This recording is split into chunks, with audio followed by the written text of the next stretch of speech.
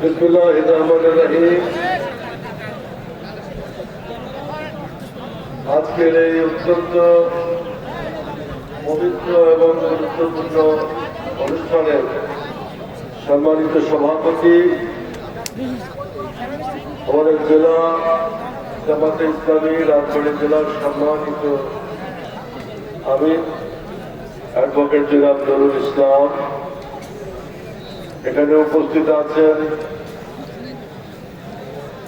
জেলা বিএনপি এবং জেলা জামাতে ইসলামের সম্মানিত নেতৃবৃন্দ,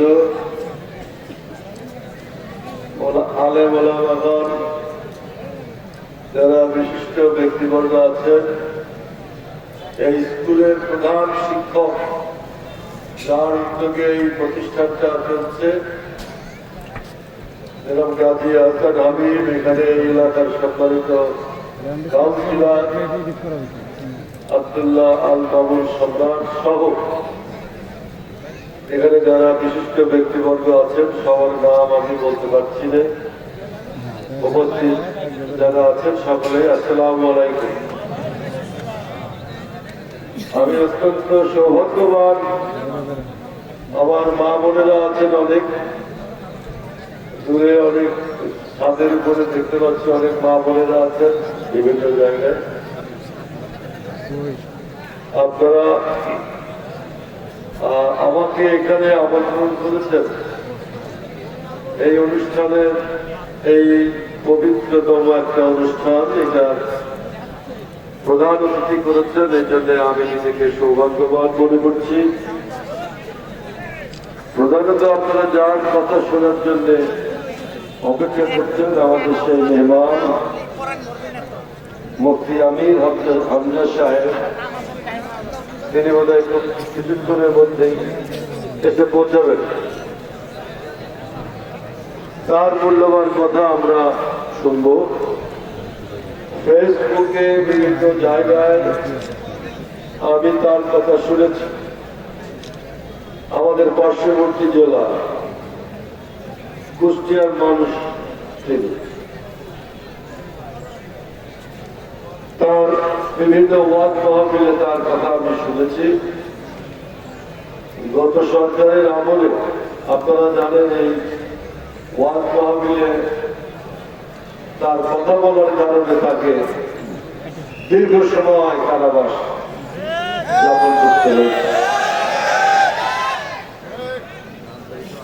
শুধু আমাদের আমির হামজা সাহেব নন, আপনারা জানেন বাংলাদেশে বিগত 17 বছরে আমাদের বিভিন্ন মসজিদের ইমাম সাহেব, বিভিন্ন আলেম বুজুর্গ যারা ছিলেন, তাদের উপরে কি হয়েছে না হয়েছে আপনারা জানেন। আপনারা জানেন শাপলা চত্বরে কি হয়েছিল, শাপলা চত্বরের মানুষকে কিভাবে হত্যা করা হয়েছে, কিভাবে নির্যাতন করা হয়েছে আপনারা জানেন। 17 বছরে বাংলাদেশের মানুষের কোনো গণতান্ত্রিক অধিকার ছিল না, ভোটের অধিকার ছিল না। রাষ্ট্র চালাবে কি? সেই রাষ্ট্র চালাবে হচ্ছে জনগণ। জনগণ ভোট দিয়ে তাদের প্রতিনিধি নির্বাচিত করবেন, তারা রাষ্ট্র চালাবে, তারা জেলা চালাবে, তারা উপজেলা চালাবে, তারা পৌরসভা, ইউনিয়ন, মসজিদ, স্কুল সবকিছুই সংখ্যাগরিষ্ঠের ভিত্তিতে যাদেরকে মানুষ পছন্দ করবে তারাই দেশ শাসন করবে, এটাই নিয়ম। কিন্তু দেখা গেল এই সমস্ত নিয়মকে পদদলিত করা হচ্ছে, সমস্ত নিয়মকে ধ্বংস করে জোর করে ক্ষমতায় থাকার জন্য শেখ হাসিনা তার সরকার শত শত মানুষকে হত্যা করেছে, লক্ষ লক্ষ মানুষকে মিথ্যা মামলায় দণ্ড দিয়েছে, ফাঁসি দিয়েছে। আপনারা জানেন যে শেখ হাসিনা সরকার মানুষকে নির্যাতন করে মানুষের ভোটাধিকার হরণ করে মানুষকে ভোট দিতে না দিয়ে, মত প্রকাশ করতে না দিয়ে জোর করে দীর্ঘ 17 বছর ক্ষমতা ছিল। এই সময় আমাদের দেশের আলেম ওলামা যারা, তাদেরকেও জীবনের অনেক কষ্ট পোহাতে হয়েছে। তারাও কথা বলতে পারেননি প্রাণ খুলে, মন খুলে। তারাও তাদের ধর্মের যে অময়ক বাণী, ধর্মের যে মহান বাণী, সেই বাণীগুলো প্রচার করতে পারেননি।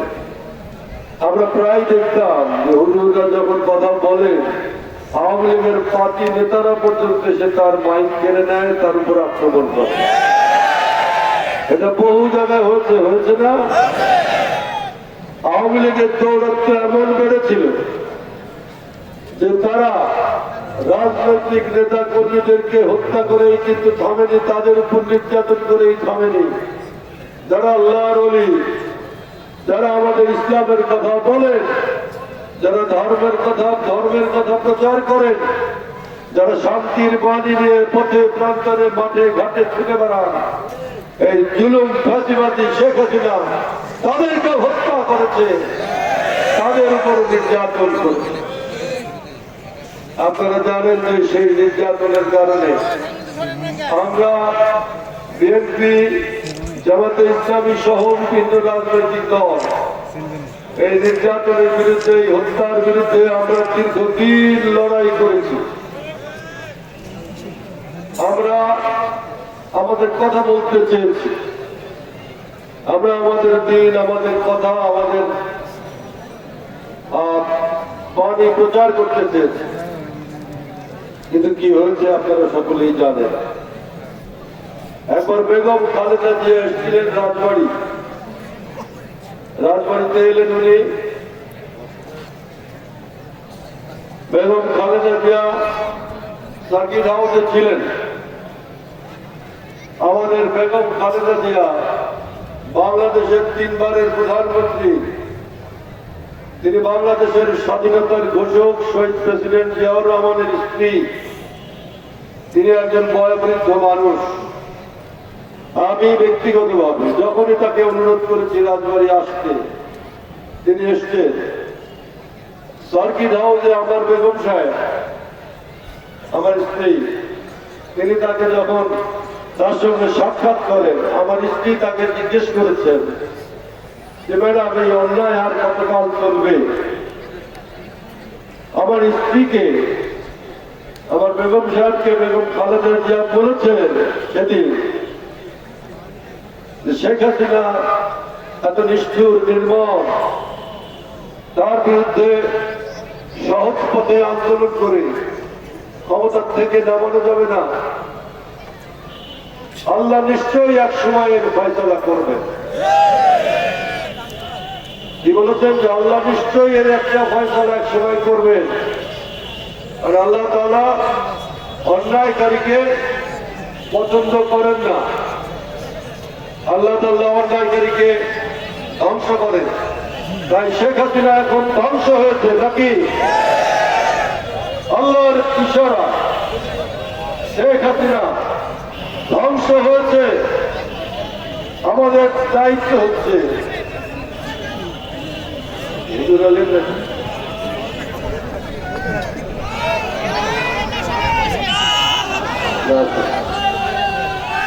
আমরা কথা বলতে চাচ্ছি। উনি আছেন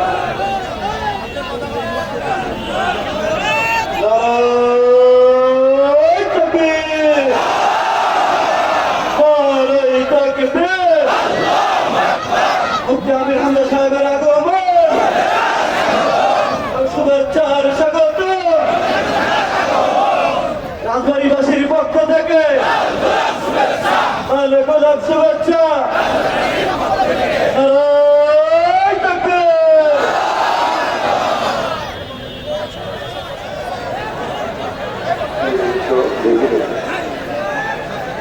বসে বসে